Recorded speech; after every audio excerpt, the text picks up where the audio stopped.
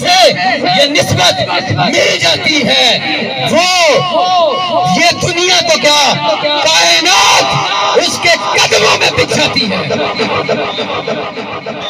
زندگی کا ایک نصب العین بناؤ اور وہ نصب العین ہے نسبت رسولی کا حصول۔ زندگی کا ایک اصول بناؤ اور وہ اصول ہے نسبت رسولی کا حصول۔ زندگی کا ایک قاعدہ بناؤ اور وہ قاعدہ ہے نسبت رسولی کا حصول۔ زندگی کا ایک ماٹو بناؤ اور وہ ماٹو ہے نسبت رسولی کا حصول۔ اس نسبت سے کیا ملتا ہے؟